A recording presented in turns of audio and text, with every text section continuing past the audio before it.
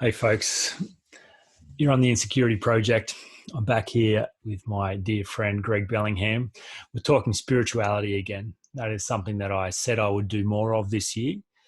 It's a really central part to what it means to be a human being. And I know no one better to broach the subject with wisdom and grace than this man. So welcome to the show again, Greg. Great to be here. Hello, everyone. Okay, so where do we start? We were talking before we hit record about defining spirituality, so that might be a good place to start, and then we can see where we go. Yeah, great. All right. So I would.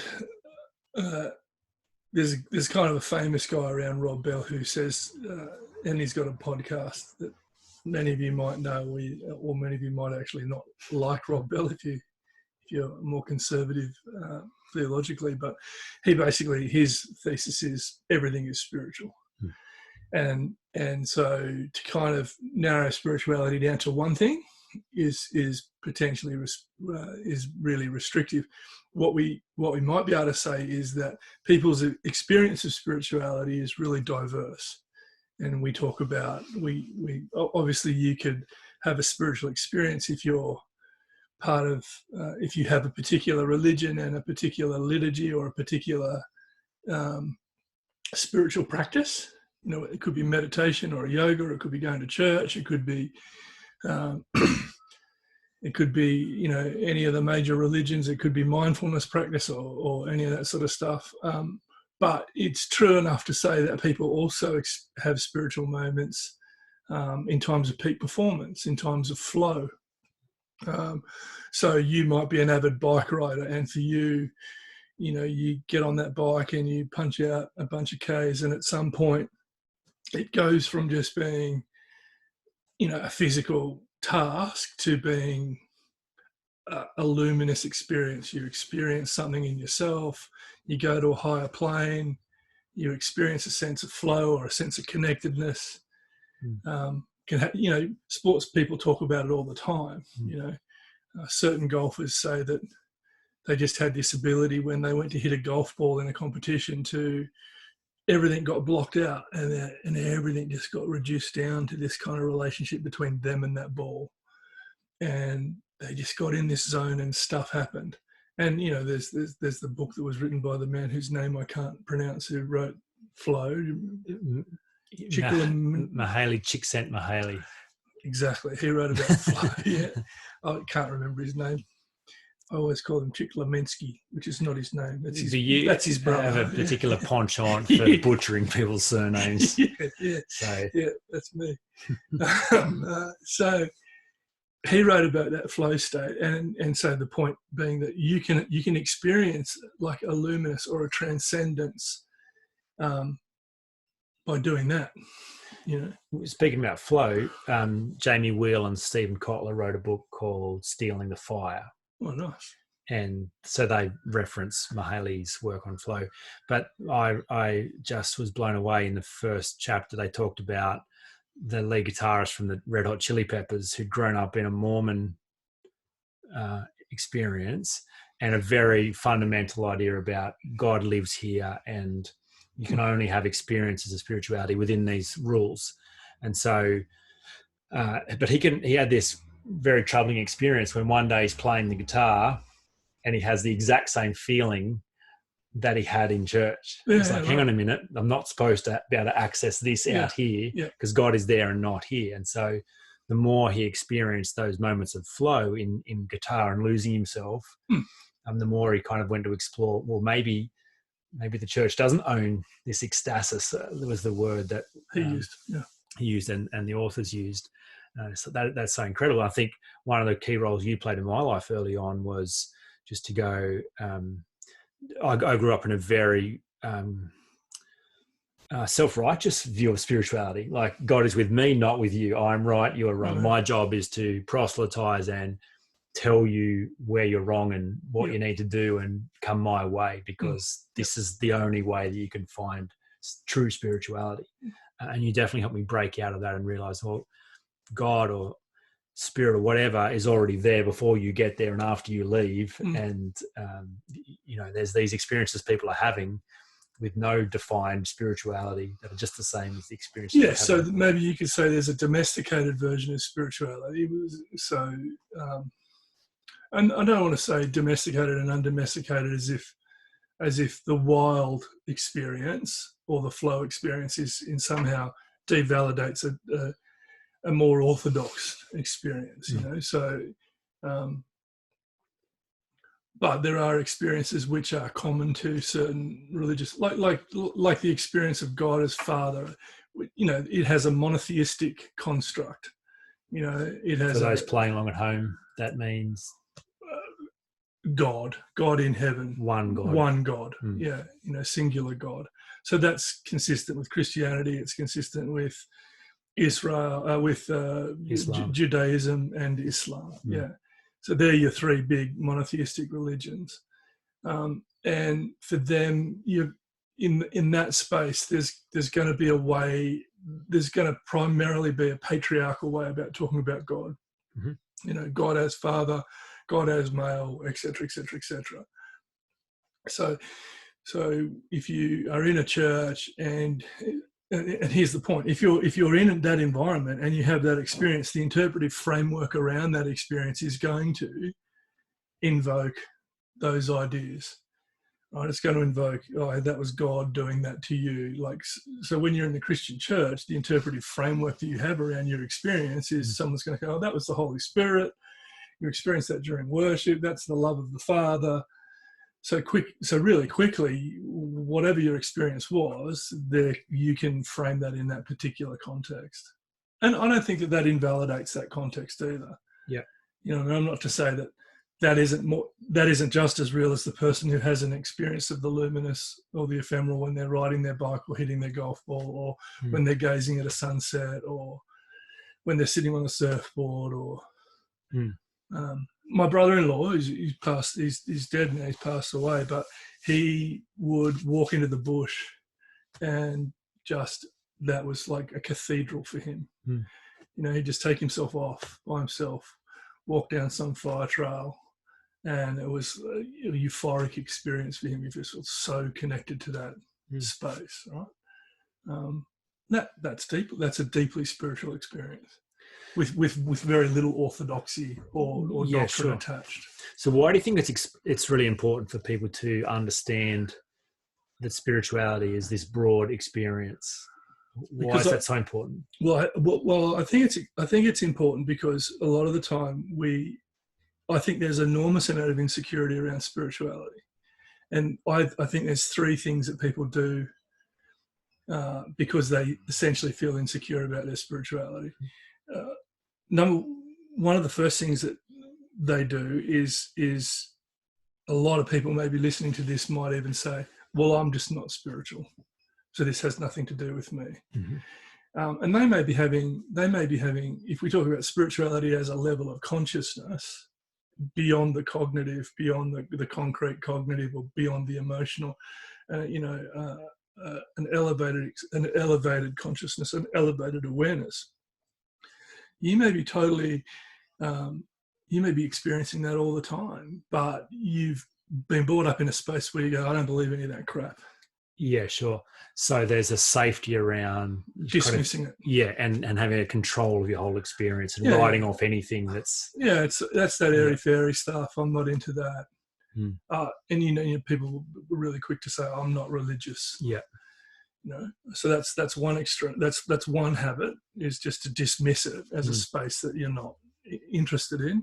And I think all that does is it really cuts you out of appreciating that as a human we are in touch with the luminous. We are in touch with the spiritual world. There is a part of us that has an ability to sense and to feel and to participate at that level. So when you dismiss it, it's like, okay, we've shut down a level of consciousness so it's like I'm voluntarily becoming deaf.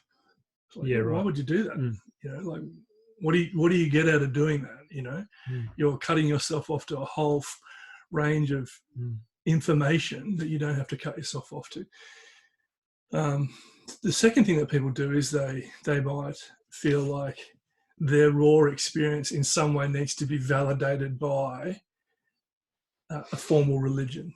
Right. So they do what I just said a minute ago. They domesticate that experience, Mm. and then they need whatever they experience personally from that moment on has to be interpreted within that framework, right? And that may or may not work for you. It may work for a while. Can you but give it may an example of that? Well, I think for me, when I first became a Christian, when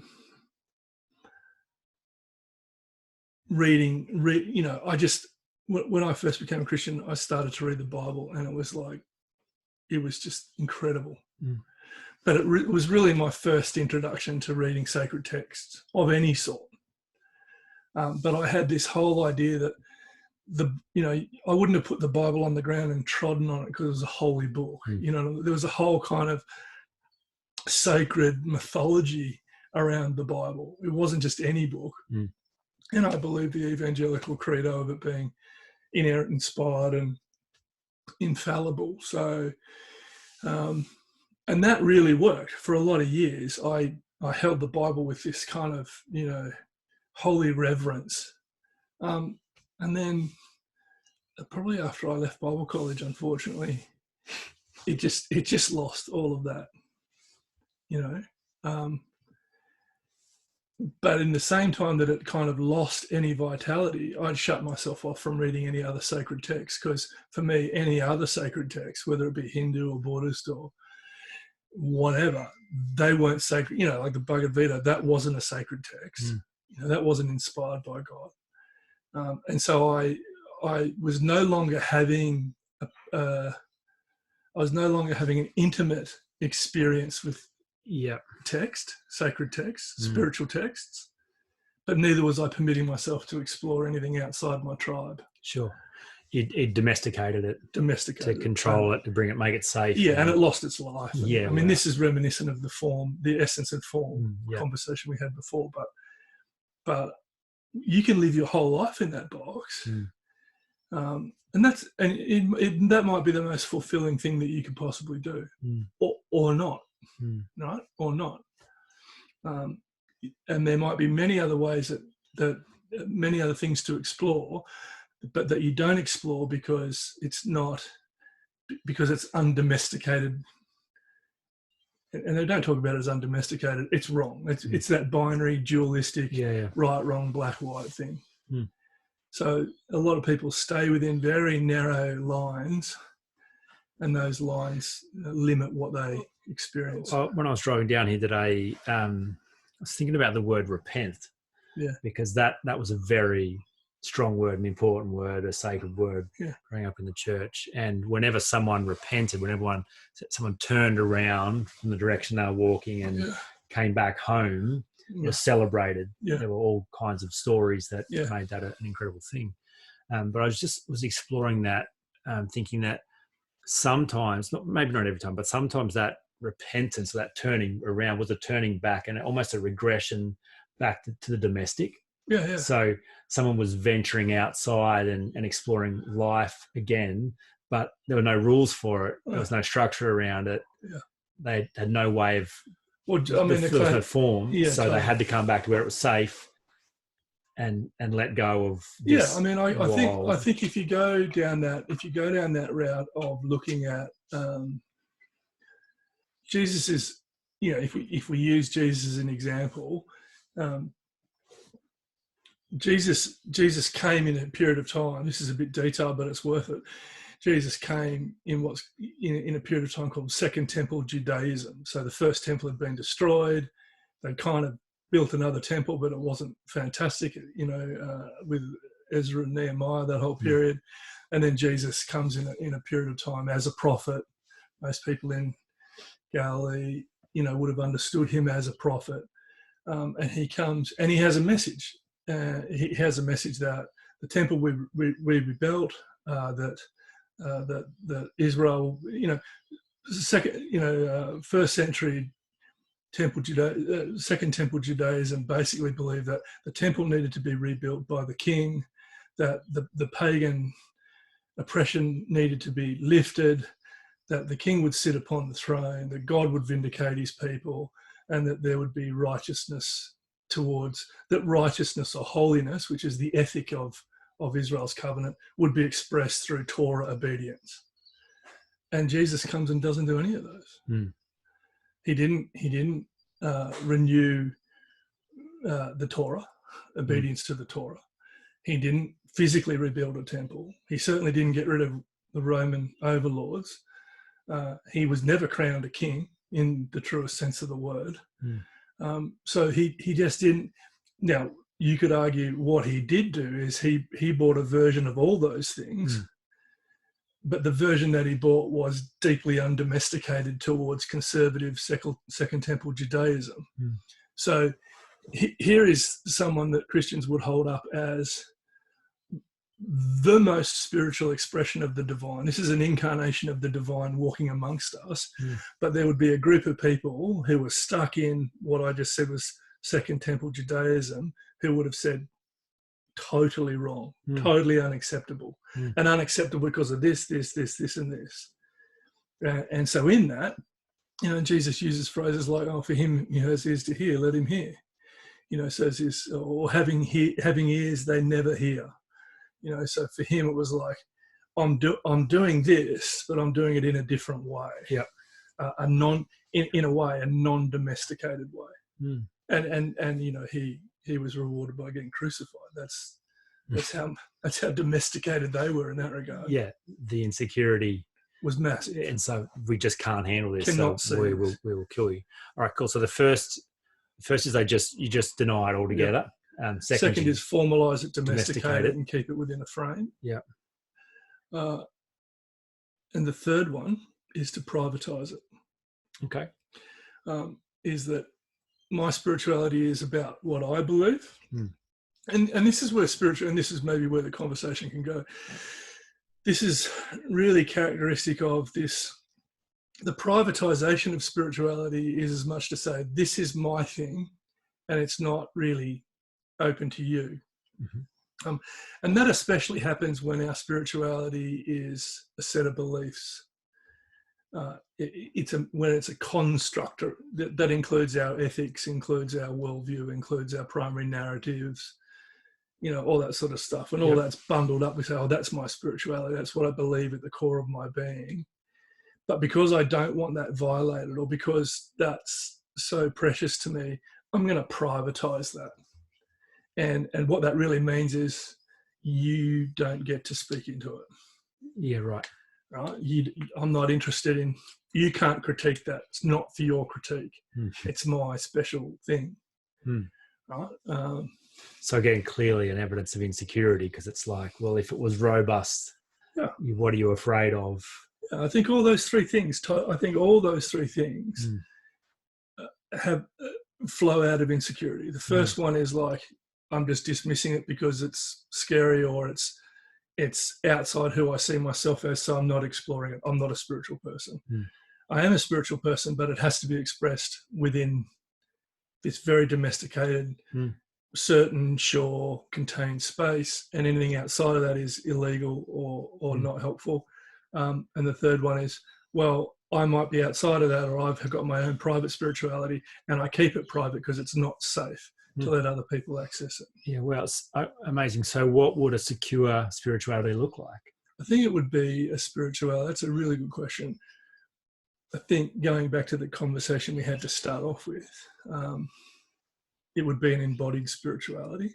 So I don't think that we're at a point in time as we evolve where we can just say that spirituality is a set of beliefs.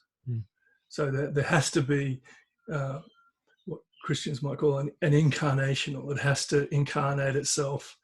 It has to express itself. It has to have some kind of actual outward expression. For those who don't know what the word incarnation means, so the idea that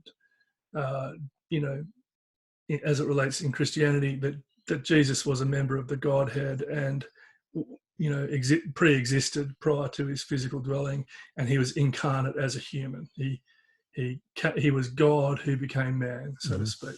That's if you have a high Christology and you're a Christian, if you're a Christian theologian. Sure. So you're saying a secure spirituality would have an expression just beyond the abstract set of beliefs. It would hit the ground. I think it has to go beyond just a series of beliefs. That's very much an enlightenment thing. That's very much a kind of I can believe facts, and those facts translate into, well, they may not translate into anything. I mean, we're in an information overloaded generation.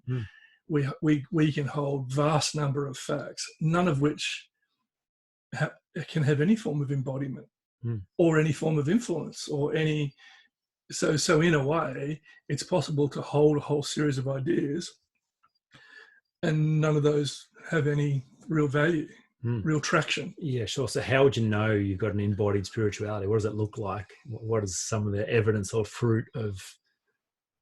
Good question. That's a tough one. I just think it would be I think for me, if I come back to myself, spirituality comes back to a sense of being grounded in something really authentic. So for me, a grounded spirituality or a fruitful spirituality is one where I'm not trying to attain something, but I'm actually coming back down into a really grounded version of who I am. So that's that conversation about being and doing. I think the function of spirituality isn't designed to make you something that you're not. The function of spirituality is to ground you in who you are. Yeah, there's a fullness to your humanity that is expressed, or I would say there's an authenticity to it that you're inevitably, you can kind of juxtapose or you can compare spirituality to the whole conversation about ego. If ego was me trying to project myself in order to be something, spirituality is the counterforce that says you already were something. You don't need to do this, this, and this, and this to attain this. So ego says you need to climb to the top of the tree. For me, spirituality says you just need to fall out of the tree. You don't need the tree. You already were significant. You already were of value. Get in touch with, Paul Tillich says it beautifully, get in touch with the ground of your being. I mean, some of the language I use all the time with the insecurity stuff is the aim is to be able to show up with nothing to prove and nothing to defend. Yeah, beautiful. So it's that I am me and I'm here and it's okay. Yes, yeah. And I think that those kind of things were that coming back to that essential foundation of being. I think that, I mean, all the great religions touch on that. Certainly Christianity did. Like for me, you love because you are loved. You are generous because God has been generous to you. You forgive because you're forgiven. You trust because there's an inherent hope.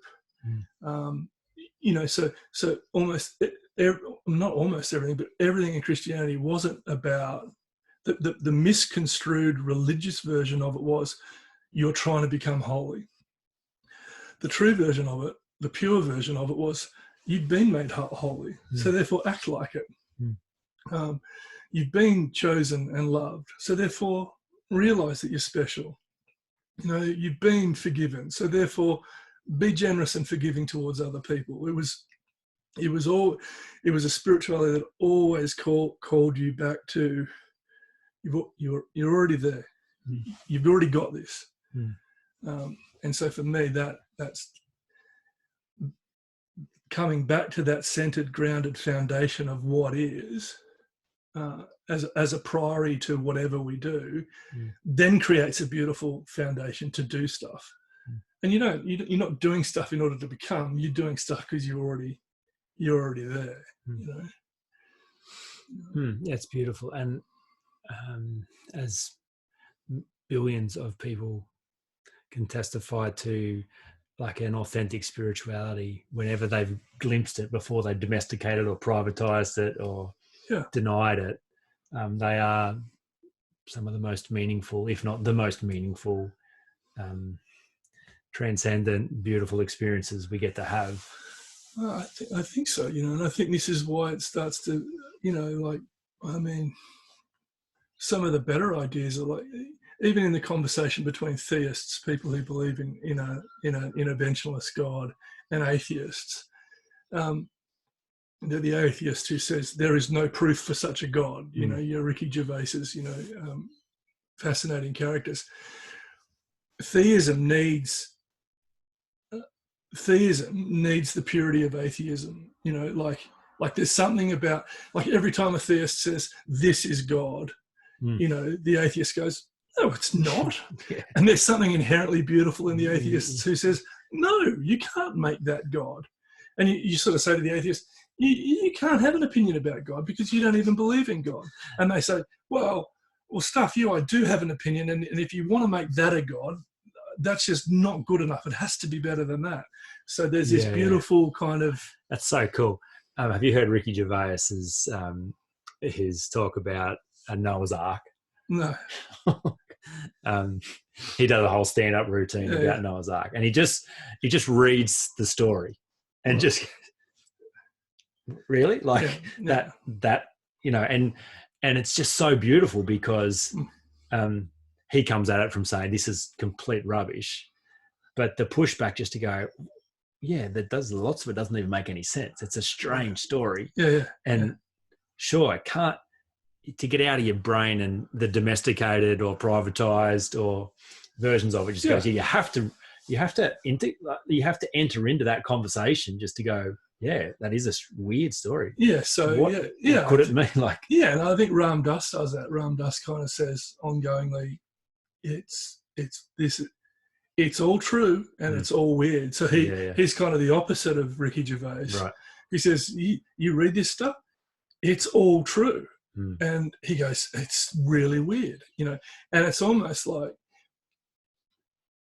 I've found in my own spirituality is like, will you give yourself permission to be really weird? You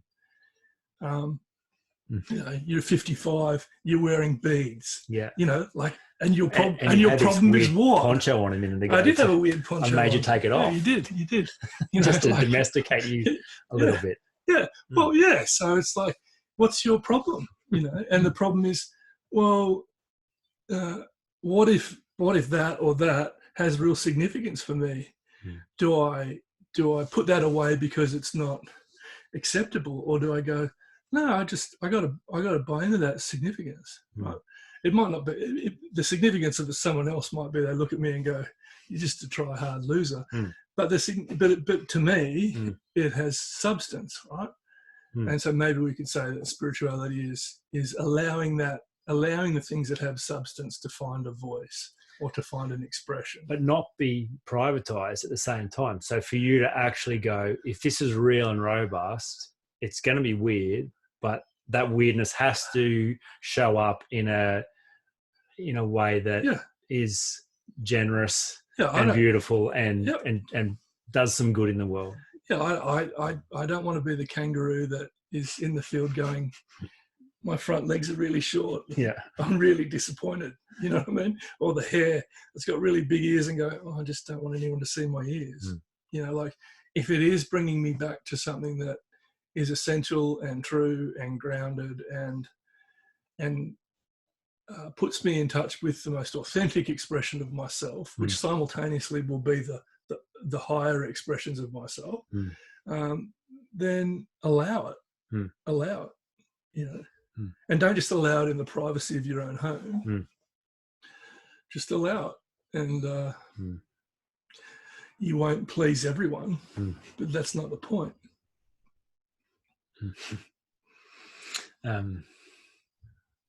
That feels like an okay place to end that conversation. Obviously, we could riff about this for a long time. Anything more to add to that idea at this moment? I think wherever I love the two words. I love two words, and I shared them in an email with someone this week. And you even mentioned them earlier, just when we were talking. And Ram Dass uses them all the time. Loving kindness. I think the conduit for genuine spiritual stuff in anyone's life and in a connected collective sense is loving kindness. loving yourself and being kind enough with yourself to allow yourself to be who you are. Loving the people that you come across with sufficiently to let them be who they are. And whilst loving kindness are the easy words to say, the implication of them is really to start to extend a radical freedom to both yourself and to other people. And sometimes at a really deep level, we're really quite insecure about radical freedom because there's a lot of possibilities with that. Yeah, a lot of danger. Loving kindness. So I just was thinking about the retreat that we ran on the Gold Coast a few months ago. It was great. And the breathing exercise that Ben had us do, which you weren't there for. No, I was asleep. You were asleep doing different kind of breathing. I had my son's 21st the night before, so I did have an excuse. Different kind of breathing exercise you were doing. So one of the really interesting things was, one of the guys there had this profound experience of love in that. So, an engineer, so a very rational kind of guy, a very measured kind of guy. But as he kind of surrendered into this breathing exercise and really let it go, what he dove into was this experience of love. So he came out of that with just all he wanted to do was hug everyone there. All he wanted to do was call his wife, to be with his kids, like the people that mattered. Just this overwhelming sense of all I have inside me is love. So the deeper he went into wherever he went, the deeper experience of love. And he said to me afterwards, he said, like, spirituality is something I've never explored. I've always written it off. So he was the first category, just going, right. Weird, don't touch it.